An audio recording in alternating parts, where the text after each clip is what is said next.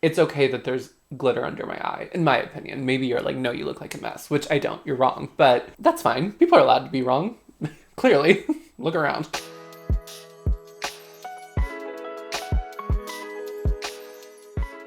Hey y'all, welcome to Clove Room and welcome to the second ever installment of Clove Shelf, which is basically my version of a favorites video, my most used products, what I've been loving. I'm also going to talk at the end about some non-beauty favorite products and also just things I've been enjoying in culture. And for the makeup products, I will be demoing, I think, all of them, actually. I'm wearing most of them, if not all of them, on my face right now. And if you are new here, welcome. My name is Cam. I'm a trans film creator. I love to talk about beauty, but from a more intentional perspective. I try to be thoughtful with what I buy, with what I bring in, with how I discuss beauty, because I do think it is often underappreciated and maybe not taken seriously, but I do think it often is a thing we should appreciate and take seriously. So if that sounds good to you and you would like to see future content from me, I would love to have you subscribe, give this video a like, and let's just get into the video. Never in my life have I done an intro so quick. I'm like, I feel like I should be saying more, but I think that actually is what I should be aiming for every time. So the first products I'm going to talk about are not products I bought and I have a lot of caveats about, but they are things I cannot stop using. And they are these two Westman Atelier duos. One is the Baby Cheeks and Face Trace Sculpting Powder Duo, which is the Petal and Biscut shade. I'm wearing both of these. And then the other is just their Baby Cheeks Powder Blush Duo. So both these are meant to be blushes. Of these, I'm just wearing Coquette. And I also used a bit of Biscut on my eyes. It feels odd to start a favorites video telling you why you shouldn't buy this. But I did not purchase these products, and I think that's important to understand. My friend Tom reviewed these on their channel, Hope Mess Tom, and when we went to Chicago together recently, they brought them there to pass on to me because they knew I was really interested in them, and they were not going to keep these shades, and these were definitely the two I would have bought if I bought them. So I'm very happy to have them, and thank you, Tom, for passing them on to me. I need to look up the price real quick because I always forget how expensive they are. In my mind, they are $50, $55, which would be really expensive and would kind of give me some pause. However, they retail for 75 US dollars. And they are, I mean, they come in nice-ish packaging. The top's metal, and I think they're cute. But these are not baked. They're just like a pressed powder formula. I don't know if I would actually buy these, even though I'm going to tell you why I really like them and why I've been using them a lot. And maybe if down the line, if I get a ton of use, but Petal and Biscuit is definitely the one I see myself hitting pan on Biscuit eventually. Maybe it'll be like, no, this will end up being useful to me, but $75 is an incredible amount of money for powder duos that are not even... I think it's a good formula. I'm going to tell you why I like the formula. It's kind of bananas, the price, which is why I didn't buy these originally. Tom bought them too because they do review content on their channel and they were curious about them and they like reviewing things from Westman Atelier. Now I'm going to tell you why I like them now that you know the context of me being like, probably don't buy these. And it's interesting because I don't know if these are really marketed to use on your eyes or other parts of your face. I don't know where else you would use them. Cheeks and eyes? I don't know. Lips. But a lot of products now are marketed as multi-use, and using powder, blush, and bronzer on your eyes is not a new concept. A lot of people do it for a natural eyeshadow, or they start every look with putting their blush or bronzer, their powder, blush, or bronzer in their eye, on their eyelids. They blend it on their eyelids. Not a unique concept. However, I feel like with multi-use products, and again, I don't even know if they're advertised as multi-use, but I often feel with multi-use products, they really shine in one area and they're not as good on other areas. Well, I think make these really, really unique. These perform really, really well on the cheeks. They are quite pigmented, but they blend out beautifully. They don't give me any trouble. I can over apply them, but if honestly I use like a synthetic brush, they apply perfectly. I'm wearing, like I said, Petal on kind of like, and you'll see me apply these to my actual, like on my actual apple of my cheek. Coquette a little further back, and I do have Biscuit on as a contour. So they apply beautifully on the cheeks. Again, it's like, they are pretty matte, I will say. They're not a drying matte, and I have used drying matte powder cheek products. They're not drying at all. They're really beautiful and blurring. But I will say they're not as blurring as like my R.E.M blush, so I don't even think they're the most blurring cheek products. But I mean, I do think they're a very pretty matte cheek formulation. Again, is that enough to justify the price? I don't think so. But they're really great at that. And if that was all they were, I would definitely be like, I don't think these are worth it. However, they're really unique because they perform beautifully as cheek products, and they perform so beautifully on the eyes. And again, I know a lot of people are probably like, well, I use my lower cost cheek products on my eyes every day. And I get that. I personally had the experience of when I've used powdered cheek products on my eyes, it kind of looks like I've used powdered cheek products. Like, it's hard to build them up, and they just like, they don't have kind of the pigmentation I would want as eyeshadows. These have the exact pigmentation I want as eyeshadows. They remind me, honestly, on the eyes of like a Viseart shade. They have, they've done such a good job of like, they are the perfect pigment for the cheeks, but then they also somehow are the perfect pigment for the eyes, and they're nice and blurring, but they don't look too heavy on my eyes. And this is so slight, and I think sometimes when I talk about things like this, it's like, who cares besides me? But like, my opinion matters the most to me, so I like that it does this. It really is lovely how these perform equally well as eyeshadow and blushes, and again, I know that's something a lot of people do, but for me, that's not something I usually do, and these are just really, really great. They're like giant pans of eyeshadows that somehow are like perfect cheek products. So for that reason, I am getting a lot of use out of these, but I just had Petal and Biscut out, and I walked over to where I keep the rest of my makeup that's not on my vanity, because I missed this after like 2 days, the Coquette and Mimi shades. I really, really missed having this out. I find them infinitely useful. I know a lot of people are not gonna like that they're duos, and you can't pick your perfect one. Again, if I'm recommending one, I would recommend Petal and Biscut. I love Biscut as a contour. It's going to be too warm for a lot of people's contour preferences or skin tones. I have a somewhat warmer complexion, and I just don't love a lot of cool tone makeup on me. Tried Ritual Defeat Intuition and absolutely hated the way it looked on me. So for me, it's kind of the perfect neutrally contour, and I love like contouring my nose with it. I love contouring like right here with it. Again, like I said, I like using it in my eye look. A big gripe I have, when smaller brands or lower cost brands do this, I don't mind as much because they're smaller or lower cost. But if we're charging $75, and again, even as much as I love the product, $75, I wish they were at least less than $60. Like if these were like 55, and maybe you'll find them on sale, maybe in the Sephora sale, they'll be worth buying. These are so hard to tell apart as somebody who has 2 of them, and they're writing on the back, like there's no color coding even on the label with the shade names. It's really hard to tell them apart. And yes, I know I could put like fingernail polish on them or something to differentiate them, but I think for $75 we could have done custom components for each shade range or each shade duo. So I end up having to pick up one and kind of looking at the back or opening one, and it's not the right one. And yes, that's like a small problem, but for $75, I should not be having any problem with these. I will also say I don't have any issue usually opening with components. These are like really hard to open, for me at least. I sometimes really struggle, especially if my hands are slippy, when applying these to like open, because there's not much of a groove on the top. And I do think it's a beautiful formula. I mean, I've already gotten rid of the embossing on the Biscut shade. I think I've given you a lot of caveats, so I don't even know if I'm recommending you buy this. To me, they're almost like mini versions of the Hourglass face palettes, but the matte, non-baked version. Okay, next I'm gonna talk about this eyeshadow palette that I have on my eyes today. The Bella Beauté bar. I always get the word wrong. I think I've called it unnecessary nudes before, and it's unoriginal nudes. Unnecessary is like even more shady. I have used this palette on camera before. I think it was in my makeup playtime video. I haven't used every shade in this for sure. I don't think I've used this one. I think I've used every matte, and maybe like some of these sparkly shades. I think the sparkly shades along technically the bottom row I haven't, but most of these I have used. And my big question with this palette was, is this going to be an everyday palette? Because I bought it to be an everyday palette, and I didn't know if it was going to join the legions of my Makeup by Mario like cooler mattes palette or my Viseart neutral mattes palette of being something that I would rotate through in my neutral eyeshadow rotation. And what I liked about this was that it's an indie brand. I like that it had shimmers in it too, but still like a really nice healthy amount of mattes. So it's nice because I can dip into these. If I want just like a really soft glitter, I have to use very, very little. I just used this shade for the first time today on my eyes, Mimic, and it's a lot more intense than I usually go these days, but it is undeniably gorgeous. There's a lot of fallout, and I didn't use a glitter glue because I just don't want to, and I don't have one, and I don't really want to have one because that's just a bridge too far for me. I don't know why, but it's nice. It's a little bit messy, but it's undeniably gorgeous. And I will say sometimes with glitter, people get really like, oh my god, there's fallout, there's fallout.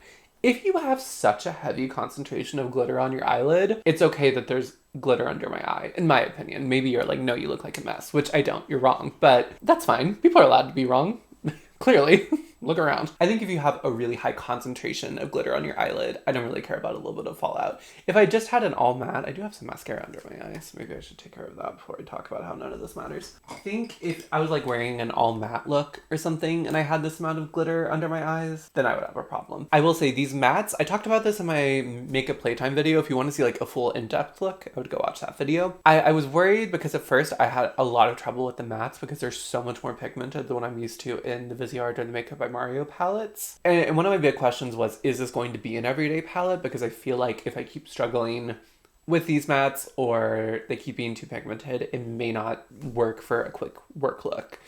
I'm happy to say that has not been a problem. I've just adjusted how I've applied them, because sometimes that's what you have to do with makeup. I just pick up a lot less than I would for those other brands. I use a lot more synthetic brushes, honestly, with this palette than other brands. It's worked great. So many of the boring shades are my favorite shades. Like, what is this one? Unoriginal Nude 1.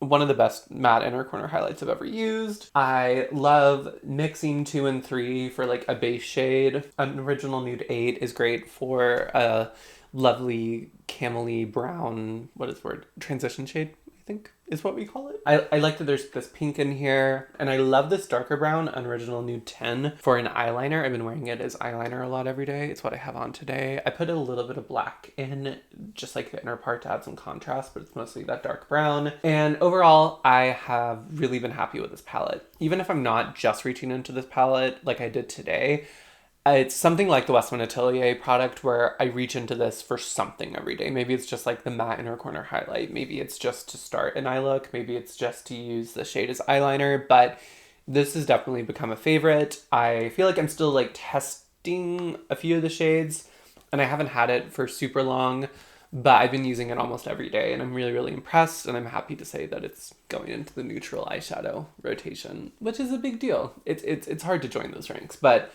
I really have just loved this palette. I'm having fun playing with the more indie glittery shades. This Token Shimmer 1 often gives me like a Lunar Lightwave vibe when I apply it very lightly. I like having a pinkier version of that too in Token Shimmer 2. This isn't like the most luxe packaging, but it is very, very sturdy cardboard packaging. I never lose this on my vanity because it's bright pink, which is great because I lose everything. We'll have just used something and I literally will just put it down in front of me and I'm like, where did that go? Why was everything running away from me? And it's like, I'm right here, babe, like calm down. And this is really hard to lose, which is helpful, and it's quite sizable, but not too big, which I appreciate.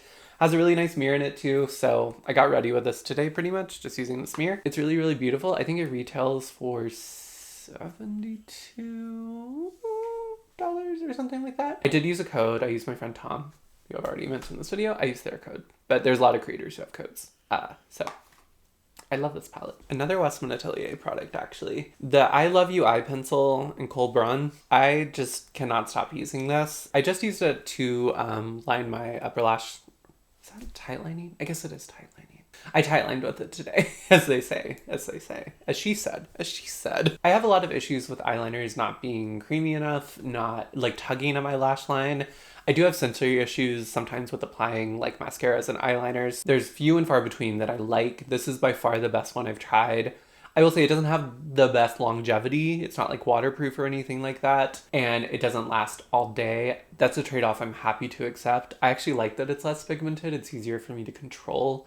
It's really great to start like a smoky look with just like smudging this all over the outer part of my eyelid. And then it's really easy to blend in.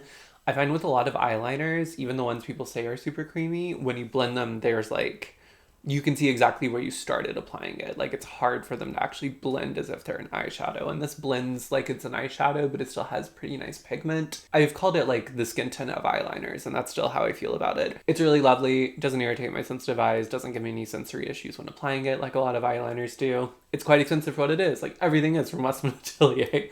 But to me, it's definitely worth it. I did purchase this. I would definitely, and I probably will repurchase, and I kind of want the black one now. And I wish she would come out with more colors. And I don't hear anyone talking about that formula, maybe because it doesn't have the long wear. If you want something like the Victoria Beckham eyeliners that everyone loves, but those are too pigmented for you, may I direct you to the Westman Atelier eye pencil. It's perfect. I like it better than the Victoria Beckham. All right, now we're gonna talk about something not from Westman Atelier and from the drugstore. This is Cerave. Why did I just introduce her like she's a person? Everyone meet my friend Cerave. Cerave is kind of a fabulous name. Has anyone ever named their child Cerave? Maybe we should. Maybe we should start like... I just stared at like a Morphe product. What if you named your child Morphe? I am sick of how expensive sunscreen is now. And I usually like a mineral sunscreen just because they irritate my eyes a little bit less if I'm sweating. Some chemical sunscreens have broken me up before. I don't know if mineral SPF is inherently better for my skin, but I have had some chemical sunscreens break me out. But recently I was having to buy a new sunscreen to use for makeup application and stuff like that. I love the live tinted one. It's just so expensive. This is something I used to use religiously back like 2020 and before. This was the only face sunscreen I used, and I was like, you know what, let's give it a shot. And I'm happy to say it's still great. It's just like a solid everyday chemical sunscreen. I haven't had any issues with it so far, and I'm kind of just returning to chemical sunscreen because as much as I like a lot of the mineral ones I've tried, it has to be like kind of in a special formulation that has like a tint or doesn't have a white cast to it, and those end up being very expensive. This is like half the price of the live tinted. It has 1.75 ounces, and this is actually new packaging. When I bought it, it was like a skinnier tube. I wear this pretty much every day because I wear makeup every day. I do have a separate one I've been using for like walking Dodger and stuff like that, which has been helpful in not having to use this every day. It claims to have a matte finish. I don't really find it has a matte finish. I just find it doesn't have like a dewy finish. I think it's nice and hydrating, but it doesn't add any like dew or glow. I really prefer that with sunscreens though. My issue with like the Supergoop glow screen and things of that ilk is that like I don't like my SPF to control the finish for my skin. I like my makeup to do that.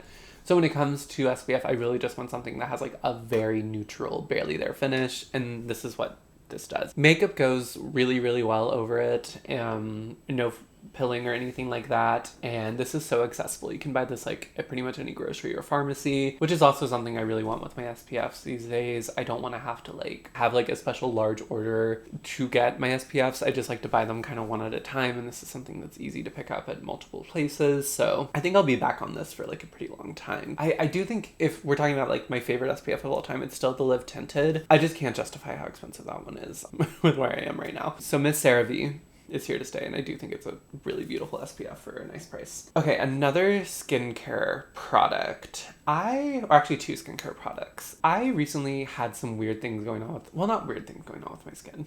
There was a couple things going on with my skin. I wasn't using enough moisturizing products at night. I was being very, very lazy. I would just like use a cleanser and a moisturizer, and I would call it a day because I was so exhausted of life. And that's fair. Like I should have been. It was exhausting. It still is. It still continues to be exhausting. The horrors, they persist. Not the horrors, the horrors. I just realized when I wasn't doing my skincare a lot, I know I'm terrible, I'm bad.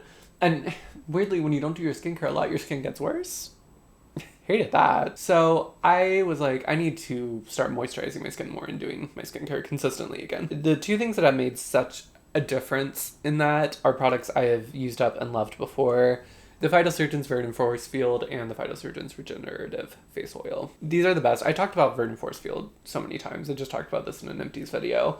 My favorite moisturizer. It's great for the AM too, but I use it in the PM primarily.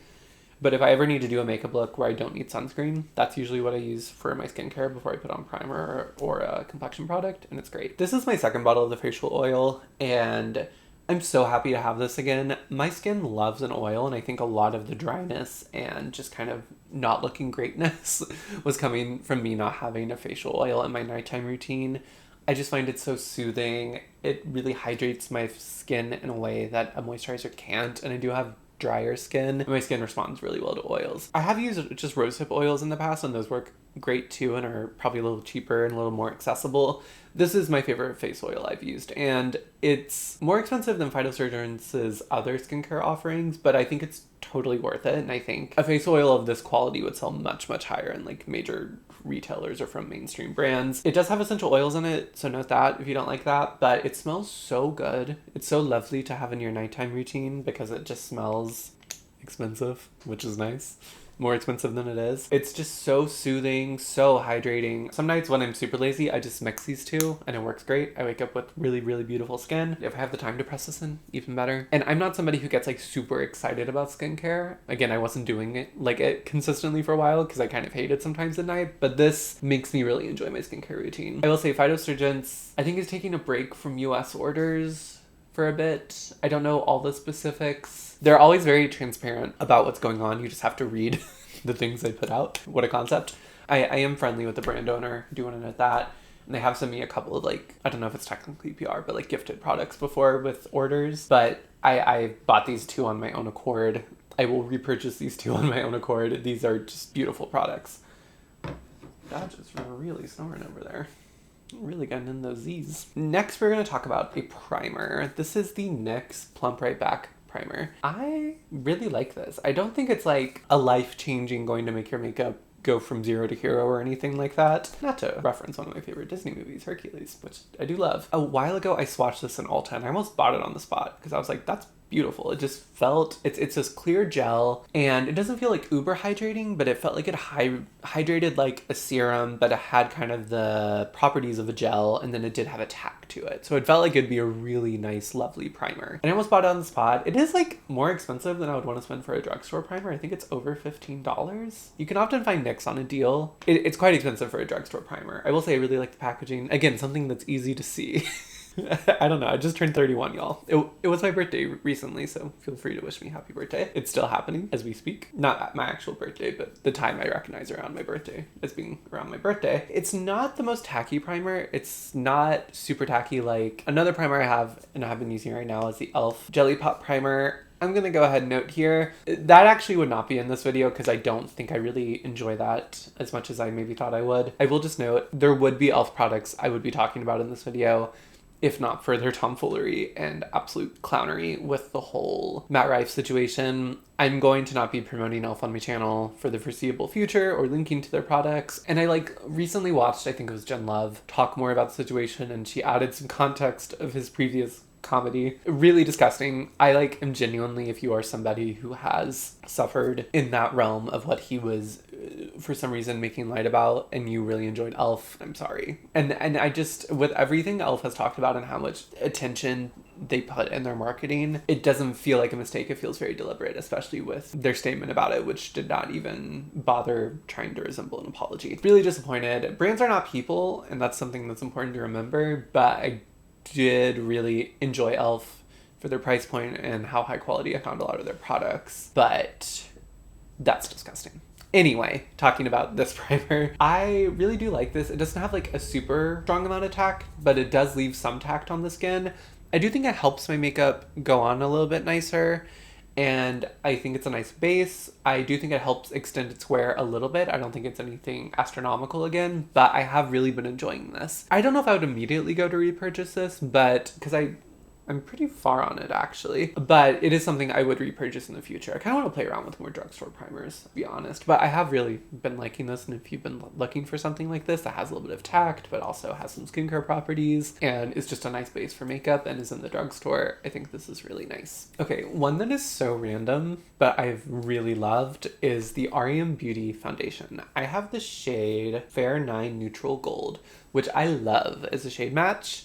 Going on, it looks maybe like it's going to be a little too gold, but once it gets blended in and I put the rest of my makeup on, because I'm never just wearing this foundation by itself, I think it's my favorite shade match I've ever found. I'm looking in my mirror and I just love the way it goes with my body. I don't know. It just, once my actual all of my cheek makeup's on, I really love how this matches. This is my favorite foundation of all time.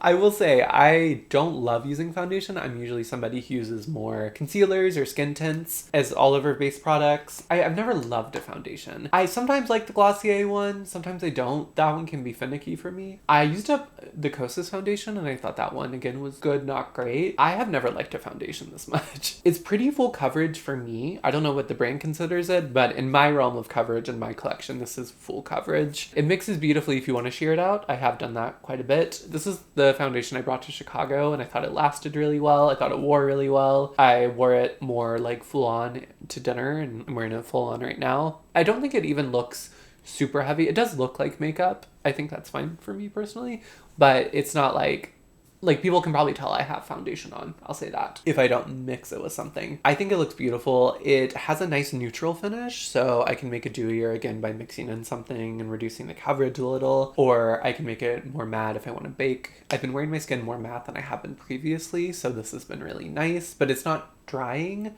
I will say sometimes it settles a little bit like into my lines, so that's something to note, but overall it's something I've enjoyed reaching for, and I usually really don't enjoy reaching for foundation. I really have been loving the way I applied it today. Previously I was mainly using a sponge with it, which I do think it works really well with a sponge. Wetting a beauty sponge is one of my least favorite beauty chores of all time, and to have to do it daily is exhausting in my opinion.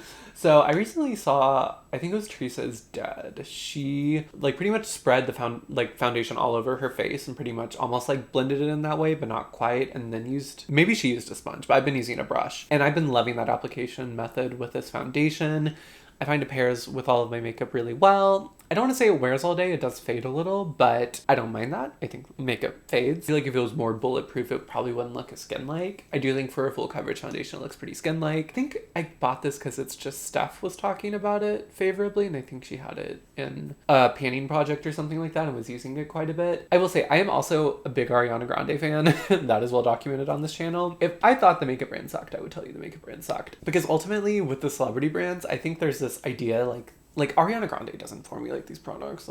It's like celebrity fragrance, I would say, for the most part. This is an absolute banger. It's a really great foundation. I think it may be in the Ulta Beauty 28 Days of Beauty?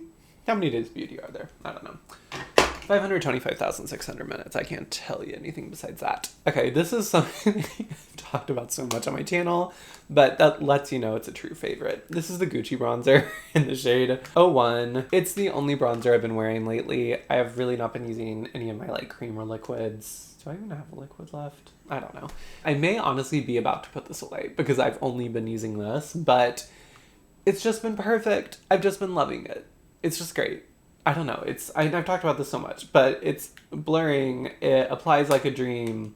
It blends like a dream. The tone is great. It's a lovely rosy tone, but it doesn't look too pink on me. I love interacting with the packaging. Again, something I can find. A theme of this video is makeup I can find on my vanity. Maybe that's why I've been using it the most. The theme of the video is large print books, if you will. It's just great, and I've clearly loved it. When I think about it compared to the Westman Atelier duos, this is quite expensive. I think when I bought it, it was $60. Let me check what it is now. It is $65 now. So you might be like, well, that's only $10 less than the Westman Atelier duos, and those are actually duos. I did buy this years ago. It was like 2 or 3 years ago I bought this. One, I got to pick just the shade I wanted, which I think is a value there. I mean, I like having the duos. I like face palettes, so that's not a huge problem for me. There's just something that's more special about this, even though it is a pressed powder formula. I think the presentation's a little bit better. I think like $75 is just so much. I think that's harder to swallow for me than $65. And I have proven over time that I've gotten the use out of this being a $60 product. I think it's something you should really think about. When I bought this, I was pretty sure I was going to love it and get a lot of use out of it, which I absolutely have. For me, there's just more of a value there for whatever reason. I think also this has 12 grams of product in it. This, I think each one is 4.8 grams each, so that's less than 10 grams. Not too much of a difference, but this just feels like it should be less. And this, even though it's quite expensive, I can understand the price more. $75 for what kind of feels like minis, honestly, doesn't feel as special as like the presentation of the Gucci bronzer. I just really see the value, and I have seen over time the value in the Gucci bronzer. Maybe down the line I'll be like, these are worth $75 to me. All that being said, the Gucci bronzer, she remains. Maybe I'll name my kid Gucci. Although I guess, wait, lol, she's named Gucci. Crazy. It's a small world after all. Next I want to talk about a brow pencil. I bravely and boldly did my brows on camera for y'all today. You're welcome. I hated it. We'll never do it again. I don't know if I'll never do it again.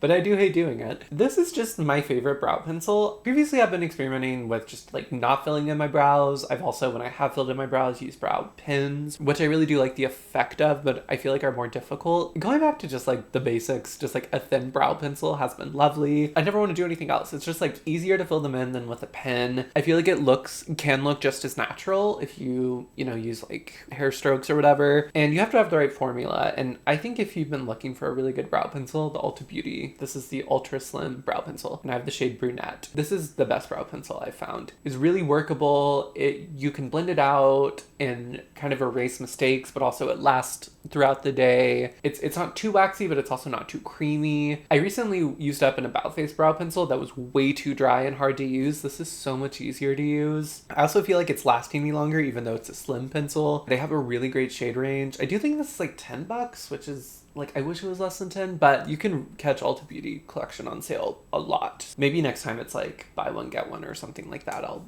just buy a few of these because this is just, it just makes my brows a lot easier. And I do think they look best when they're filled in. And I've been liking a darker brow lately than I have previously. So this has definitely been something I've been using a lot. And I think there's so many brow pencils out there. I don't think you need to spend the money on an expensive one. And if you have been overwhelmed by how every brand has a brow pencil, I would definitely recommend looking at Ulta's Slim Brow Pencil. I will say the shades can be kind of hard to discern what they look like online. So if you can go to an Ulta and swatch in person, I would recommend doing that. Because you get a much better feel for the color. Because online, it's just, I don't know if it's hard to represent, but I feel like most companies, it's almost impossible to tell like what the actual shade of the brow pencil is going to be until you swatch it on your skin tone. Last makeup product I'm going to talk about is something I've been very open about loving. Another product from Phytosurgeons, their tinted lip balms and also their clear lip balm. I used that for lip prep today. And then I used Crash Cadence as my lip color. This is Crash Cadence, and I'll go ahead and also swatch Crash Cadence, Silent Seas, Bright Brine. I also have Distant Depths, which is basically just like a sheer version of Crash Cadence. I use that one a lot. That one was gifted to me by the brand, but the rest I did buy. I am not wearing any other lip products, and I probably should be, but these are just perfect. I've talked about this before, but they really are just perfect. I've been using them a ton because they're perfect. They actually hydrate my lips. They give me enough tint where they actually feel like I'm wearing a lipstick or just a lip color, but not enough that I ever have to worry that it's gonna like slide all over or get messy or need to constantly check my teeth, although I am going to now that I said that, because it'd be so embarrassing if I was talking about that and I had it all over my teeth. I've never found a tinted balm I've liked so much. And they're not totally matte, but they are a lot more matte than other tinted balms I've tried. I've tried others that are just like so thin and like slide around a lot and don't like stay around. These like stick around a lot. They have like a slight like satin sheen to them almost, but it really is mostly matte. Shout out to Juliet. Like less of a balmy formula and more of a waxy formula, which I really prefer. I like more matte lips usually. I find that like super shiny products make my lips look smaller. So I've been loving pairing these with lip liners. And again, if you're placing a Phytosurgeons order, oh, and another thing, and Phytosurgeons is always great with colors. Pretty much any other lip product I've tried in my life, like there's very few that don't do this, and they're the ones I end up wearing, make my lips look pinker. And I hate when my lips look super pink, unless I really want them to look pink, but usually I don't. Usually I want them to be neutralized. None of these pull pink on me somehow. The red doesn't pull pink, even though it's a sheer red, it still looks like a red. The browns actually are browns. Silent Seas, like, gives me like the softest pale pink, but it's not vibrant pink. It's a muted pink. They all mute my lips down from their pinkness, which is one of my number one things I want to do with lip products. And I love that. I love that. They're just perfect products. I want to buy more colors, even though I really don't need to. I should probably use other lip products, but I just don't want to. I have like 3 lip products in my purse right now, and I always reach for whatever Phytosurgeons balm I have in my purse at the time. They're perfect. I love them. The best lip products of all time. I'm just saying. All right, now we're going to talk about some non-beauty stuff. Okay, this is very random, but there's a brand that my mom has introduced me to. I haven't bought any of these for myself. She gave all these to me. She bought them, I believe, in a boutique around where she lives in Kentucky, but I did check, and they have a website where they actually have other things that I kind of want now, like they have hairbands. The brand's called Teletize, and I don't know if that's because they actually use telephone wires in them or not, but they're hair ties. And I have curly textured hair. I have one in right now. This has been my favorite lately. And they're kind of like like if you if you remember when telephones actually had like were not wireless. They're that material, except this brand they like coat theirs somehow, I think, or something. I don't know. What I love about these is I'm pretty headache prone, like I'm migraine prone, and a lot of times when I have my hair up, it can make my head like my head will start hurting. And not that I can't tell that these are in, but I can tell a lot less than with traditional elastic hair ties. I also think they disrupt my curl pattern a lot less than elastic hair ties. Like my hair's been up most of the day and it still has, and I have pretty ferociously curly hair, but my hair usually doesn't look this curly when I take it down after it being up all day. It does a lot better job of kind of protecting and not interfering with my curl pattern. They're so much more comfortable than traditional hair ties. They have a lot of different sizes. They're also like, if you need to carry a hair tie with you, I just find them a little bit cuter than like an elastic hair tie. And I am recommending this brand specifically. They are a little bit more expensive than a normal hair tie, but I bought some at Walmart because I was like, oh, they have these like fun color ones. They have more fun colors in the pack than this. This is just a cream. But I was like, oh, I really like having this type of hair tie. I'll buy like the dupe. I'm sure it's the same. This is the kind of all of the same annoyances as an elastic hair tie. It's not the same as the tele ties. I love these. And again, my mom got all of them for me. My mom should honestly be an influencer. She's great at finding products. Although I think maybe my sister was the one who introduced her to these. I'm not entirely sure. But like my mom isn't even a big dog person. All of Dodger's favorite toys are from her. She like finds the best stuff. She really should be an influencer. Another thing that's non-beauty related, that's a product that I really love. And I am sorry for mentioning this because this is like a TikTok-y product. So even just by you hearing this in your ears, you'll probably get a million ads for it on TikTok and Instagram now, especially TikTok. I'm sorry. But these are the JLab Luxe ANC headphones. And I have the color Mauve, which they're actually like a purpley lavender, which is of course my preference, but not a mauve at all. I bought these because I wanted cuter headphones to go to the gym in. I wanted something that wasn't very expensive. These retail for like $92. I will say don't ever buy them that price. They're one of those TikTok items and just online items that are like almost like Morphe or something. Like they're always on sale. Like don't buy it full price. I didn't get them through TikTok Shop. I've never used TikTok Shop. I just got them through the official JLab website and I got them for $50. I think they're on sale right now. Sale again. For $70, I would honestly wait to get them cheaper. I thought they were going to be a lot less high quality than they are. They're super high quality. I love taking these on walks. I love, like, I'll edit with them. I'll listen to music with them. They have a really great noise canceling mode, but what I also like is they have a be aware mode. So when I'm walking outside, I can hear everything that's going on around me, which is really helpful. The battery life is really, really long, like really, really long, impressively long. They don't take long to charge. They're more comfortable than other expensive like Sony headphones I've bought. Like I don't think they're quite as good on sound quality, but they're not tinny at all. They have like a pretty great sound quality, especially for the price if you end up getting them for like $50. Really, really great deal. They look nice. Like I just feel like so many headphones are ugly, but these actually like are so cute. I don't know. I hate to endorse a TikTok viral product, but they're really great. They do a ton of like deals on TikTok Shop where you can get like a free pair of their earbuds with these. I haven't tried those. I will say I went through the official website. They got here scary fast. They got here the next day. And I'm not saying they shipped the next day. They arrived at my doorstep the very next day after I ordered these, which was a little shocking, but great. I just have absolutely loved these. They're my new favorite headphones. And I would, if I needed earbuds in the future, I would definitely consider shopping from JLab. I am a Disney adult. I admit it. I've admitted it before. I don't like to be too loud about it, but I really love the Disney parks. I'm not saying I stand by everything that Disney does. In fact, I really hate a lot of it. But there is a magic to me about Disney parks. It's a little bit of my nerdy, annoying part, but it is what it is. I like go in and out of being interested in the parks. It's like one of those hyperfixation things that gets rotated out quite often. And I haven't been super interested in a while. But lately I have been relaxing and I've gone through just like some stressors in life lately. And what has calmed me down is the magic vlogging of Adam Hatton, who is a British UK vlogger. He primarily focuses on Disney and on theme park content, some cruises too, but primarily Disney World, Disneyland Paris. He's done a couple in Tokyo series that were really great. He does Disney cruises. He often travels with his best friend Gary C. All of the best series have Gary C in them. Although I will say I really like the solo ones too. Like those are great too. And also when he brings other friends. I feel like people sometimes only watch when Gary C's on, and I love Gary, but I also find Adam's solo content really lovely too. And what I love is that I feel like a lot of vloggers, like Disney vloggers, actually live in Orlando. Not that there's anything wrong with that. What I love about Adam's series is that they're actually like mini series. So he documents the very first day, the travel day, all the way to the end. And that's like the series.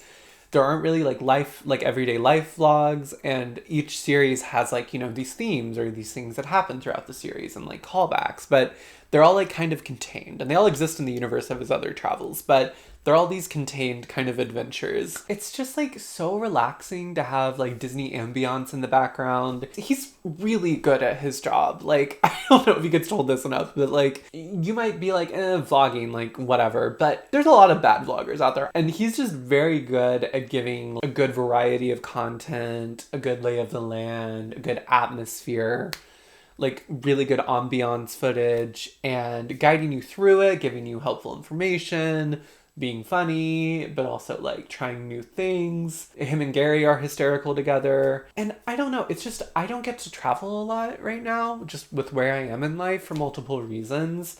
And it's something I think if I would travel a lot more if I could. Like that is something I would love to do. And when people ask me my dream job, the only thing I've been able to muster up the last few years, and it's always like shocks people, my dream job would be to be a travel vlogger, or like specifically a Disney vlogger, because I just think it looks so fun and magical, especially the way Adam does it, where he still lives in the UK. So he's not like in Disney every week. So there's still, even though he goes quite often, there's still some magic preserved, it feels like. And he really tries to do a variety of things, go to new parks. And I went to Chicago with Tom recently, which was really, really fun. And I'm working on editing the vlog. I did film a vlog while I was there. Breaking news. Bully me into posting it. It's almost done. I'm still editing it. It was just such a fun trip for so many reasons. But it was mainly just fun because I was there with one of my best friends. And we just got to hang out and explore this place that we both love together. And that's something that's like so rare in my life, and rare in a lot of people's lives, because you have jobs or you can't, like, everything's so expensive right now. It's hard to travel. I love relaxing, watching like two best friends enjoy a trip together. I wish I could go to Chicago with Tom every week. Like, it was so much fun. Or just go places with Tom every week, or my other friends. But it just, there's just like that kind of intersection of, I love Disney parks. I think Adam's a really great vlogger. And I also just think like the very genuine, beautiful friendship he has with Gary is just something that's really nice to see, especially when you don't live in the same place as some of your close friends. It's really just lovely content. And even if you don't like Disney, I think the narrative arc of his travels and miniseries on his channel I just really like the way he does it. And it's been almost all I've been watching lately, because I can't handle watching anything else besides the next thing I'm going to talk about. So I highly recommend Adam Hatton. He's definitely on the clove shelf this month. The other thing I've been watching when I've not been watching Disney vlogs is the WNBA. I am a sports girl, and I pretty much only prefer women's sports for the most part. I dipped my toe in last season, but this season I'm like in it. Like, I am watching it. I'm running my fantasy league. I'm about to win it. I'm in the finals. Hopefully I win. Please pull for Cam's Cam Bams in the finals of my WNBA fantasy league. I just love the league. Like, there's so many kind of interesting micro stories that happen. You learn a lot about their personalities. The actual content of the game is so high quality. There's never been higher quality professional women's basketball. The eyes they have on them now, of what they've always deserved, is incredible. They're negotiating for higher salaries right now, and I really hope they get that because they deserve it. It's just such an interesting league to follow. I am a big Atlanta Dream fan. That's my number one team. My number two team is the Indiana Fever. Atlanta especially is having a great season. Indiana is going through some struggles this season. But the Atlanta Dream, I just got to go to a game with my parents for my birthday, and it was so much fun. Such a great atmosphere. I have kind of a new goal. I would really love to see every WNBA team play in their home field, or home arena, not field, it's an arena. I've only seen the Atlanta Dream so far. It's given me a lot of serotonin to like get into the competitive spirit of the WNBA. A lot of the players have such interesting journeys, and I think also being a trans person, I love sports, like always have, but I've often felt, and I've kind of shied away from being in spaces with sports, in sports spaces, because I don't feel super welcome in a lot of them, especially when often men are playing, or there's a lot of men involved, because there's a lot of transphobia that happens in sports and homophobia. And not that the WNBA is perfect, it's definitely not, but there's so many queer women in the WNBA, and some of them are even dating each other. It's great. Going to WNBA functions or games, it's a lot more comfortable than going to a lot of other sporting events, and it feels like there's a genuine queer and trans fandom within it, and that is cared for a lot more than other sports spaces, and that's another reason I've really been enjoying and loving it. Go Dream. Last favorite of this video, Ethel Cain, Willoughby Tucker, I'll always love you. It's perfect. It's a great album. I get to see her this week. I can't believe it. I'm gonna go see Ethel Cain this week. I'm very excited.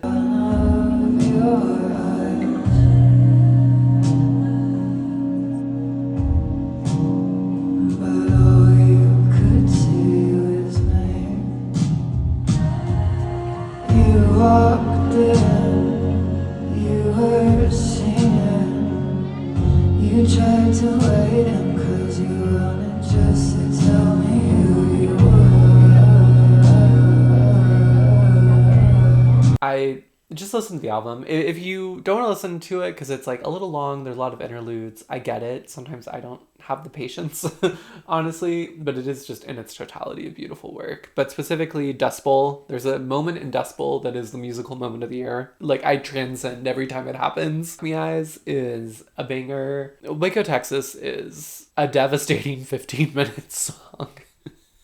That may seem like a ridiculous length for a song, and maybe it is, but it needs every minute. It's perfect. The other day I put it on my car and I legitimately said out loud within the first 30 seconds, I can't do this right now. Because even if I'm not actively listening to this song, there's a certain point in the song I will just start crying from hearing it. It just, and tear up. It's so beautiful.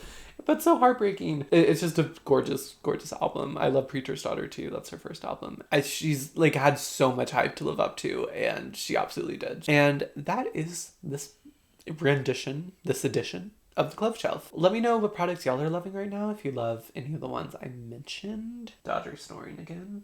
He's so cute. Dodger's always on the Clove Shelf. Thank y'all so much. Oh my gosh, wait. I have to show you something. Wait. Look at this birthday present my friend gave me. He's been starting to paint. And he's like, I can paint something for you. And I was like, paint Dodger. My baby. I'm going to put it in the background. So even though he's not sleeping in the background anymore, he'll still be there.